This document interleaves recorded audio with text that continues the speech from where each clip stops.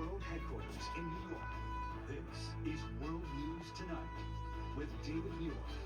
Good evening. We begin tonight here with the breaking news in the war in Iran. Tonight, U.S. embassies and consulates are coming under attack and Americans stranded across the region. Late today, a drone strike reported near the U.S. consulate in Dubai. The drone coming down in a parking lot, fire breaking out. Just hours earlier, 2 drones hitting the U.S. embassy in Saudi Arabia. At least 6 embassies in the region now closed tonight. And this evening, 24 hours after the State Department urged all Americans to leave the Middle East, Secretary of State Marco Rubio late today saying they're now preparing military flights, charter flights, even coming up with land routes for Americans to try to get to other countries to try to get out.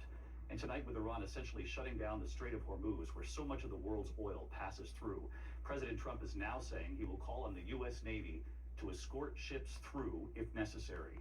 ABC's chief foreign correspondent Ian Pannell leading us off from the region again tonight. Tonight, U.S. embassies and consulates under attack from Iran, with U.S. citizens trapped in the war-torn region. The State Department now scrambling to secure military charter flights to get them out after telling Americans in 14 countries to evacuate. Tonight, video verified by ABC News shows an Iranian drone slamming into the U.S. consulate in Dubai. The explosion and fire in a parking lot next to the consulate. The U.S. Embassy in Amman, Jordan, also targeted. And drone strikes shutting down the U.S. Embassy in Riyadh, Saudi Arabia. Officials say so far no one's been injured in the strikes. And tonight, with Americans stranded across the Middle East, our Karen Travers asking President Trump was there not a plan for this before attacking Iran?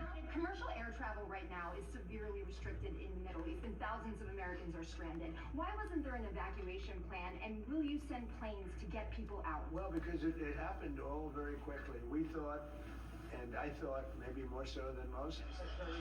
Late today, Secretary of State Marco Rubio on the plan to get Americans out. And it'll be a variety of methods: charter flights, military flights and transports, expanded commercial opportunities, and in some cases land routes that will allow them to go to neighboring countries who might have open airports at that point.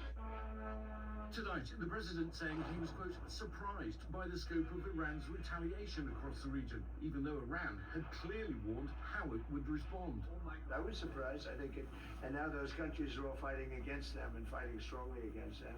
Tonight, Iran effectively shutting down the Strait of Hormuz, where 20% of the world's oil flows, sending oil and gas prices up already.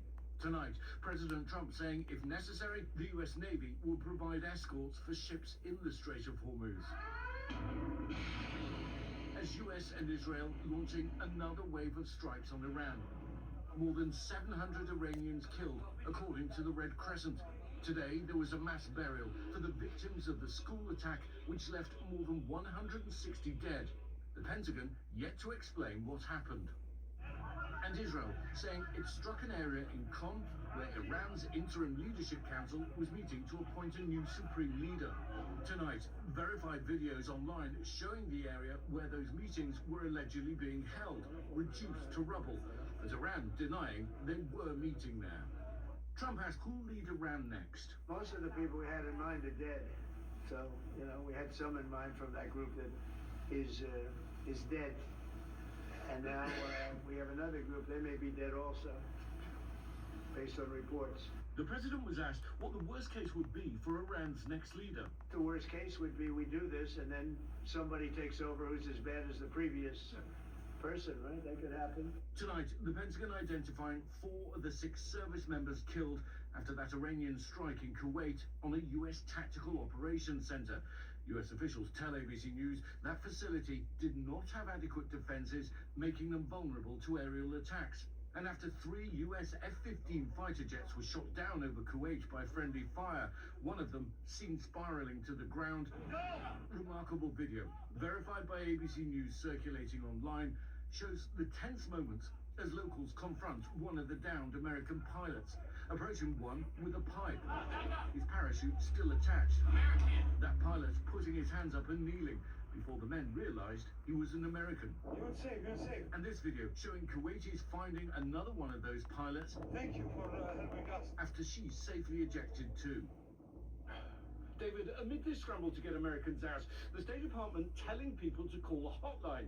But when you dial the number, an automated message saying, do not rely on the US government for evacuation at this time. David? Wow, there is an intense scramble tonight across the Middle East to try to get these Americans out, Ian. Thank you.